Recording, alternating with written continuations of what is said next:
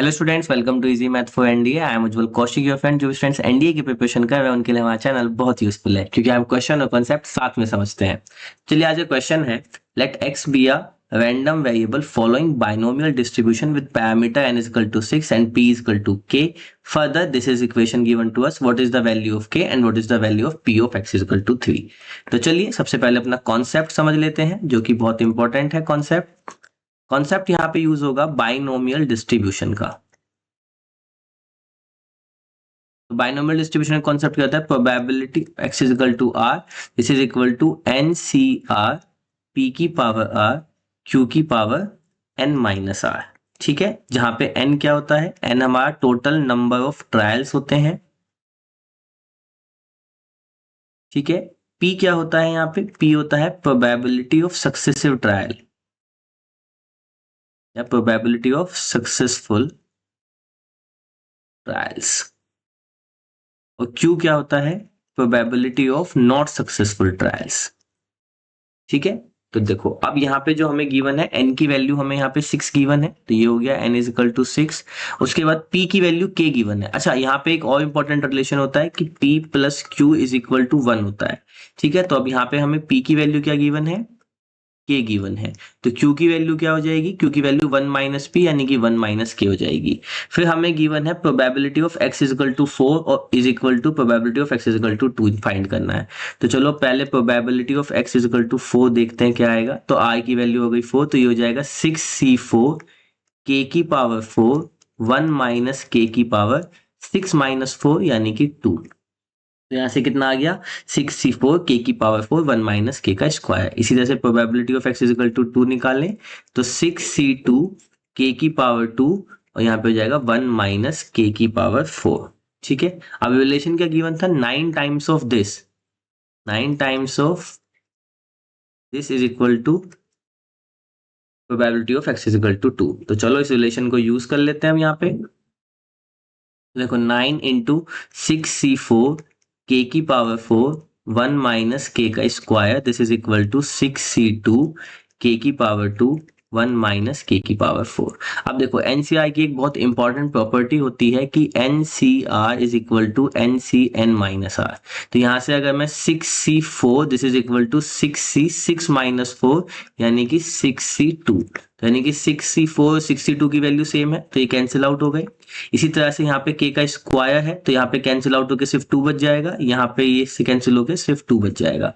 तो हमारे पास क्या बच गया? 9, इधर बच गया k का स्क्वायर और इधर में हमारे पास बच गया 1 माइनस k का होल स्क्वायर। ठीक है, अब हमें कुछ नहीं करना है, इसको ओपन कर देते हैं। तो ये हो गया 9k square is equal to 1 plus K square minus का 2k। तो इसको इधर ले आते हैं, तो 8k स्क्वायर प्लस का 2k माइनस का 1 and this is equal to 0। ठीक है, अब हमसे पूछा गया था, हमें फाइंड करनी थी वैल्यू ऑफ k, तो हमें यहाँ पे k की वैल्यू फाइंड करनी है। तो चलो k की वैल्यू फाइंड करते हैं।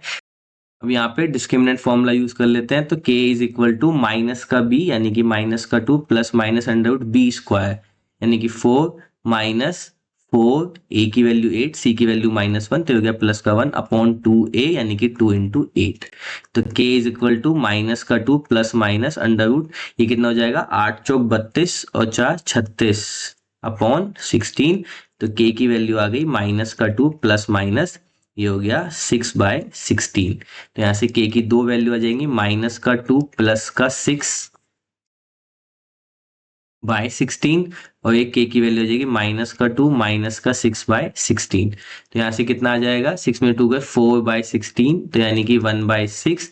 और यहाँ पे k की वैल्यू क्या आ जाएगी? माइनस का 8/16 यानी कि माइनस का 1/2। अब देखो k क्या था? के था प्रोबेबिलिटी ऑफ सक्सेस। अब प्रोबेबिलिटी ऑफ सक्सेस के नेगेटिव हो नहीं सकती, तो ये तो कैंसिल हो गया। तो के की वैल्यू क्या हो गई? 1/6, तो सॉरी 1/4, 4 1 जा 1, 4 1 जा 4, 4 जा 16, तो C option is our right answer. ठीक है, चलो अब हमें के की वैल्यू 1/4 मिल गई। अब हमें फाइंड करना है probability of x is equal to 3। चलो तो फाइंड कर लेते हैं, तो इजी है। Probability of x is equal to क्या फाइंड करना है? 3। तो चलो यहीं पे फाइंड कर लेते हैं।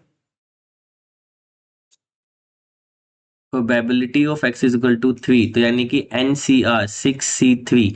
अब देखो p क्या था? k, और k की वैल्यू आई है 1/4। तो 1/4 की पावर 3 और 1 माइनस 1/4 की पावर 6 माइनस 3 यानी कि 3। तो यहाँ से आ गया 6c3 इंटू 1/4 की पावर 3 इंटू 3 की पावर 3 अपॉन 4 की पावर 3।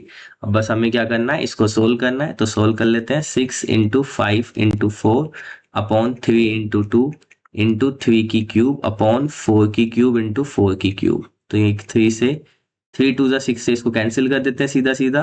तो ये जाएगा 3 तिया 9 तिया 27 और 5 चौक 20 बटे, अच्छा 4 भी तो कैंसिल कर सकते थे ना। चलो बाद में कर लेंगे। अब यहाँ पे हो जाएगा 4 की क्यूब इंटू 4 की क्यूब। तो इसको थोड़ा और सिंप्लीफाई कर लें तो ये हो जाएगा ऊपर 27 इंटू 5 अपॉन नीचे हो जाएगा 4 का स्क्वायर इंटू 4 की क्यूब। अब ये और नहीं कटेगा तो अपॉन ये हो जाएगा 4 चौक 16 चौका 64 16 तो 1024। तो 135 upon 1024, 135 upon 1024. Option A is our right answer. I hope you are able to understand the video. If you still have any doubt, you can ask to me into the comment box. Thank you very much. Please subscribe to the channel. Be happy.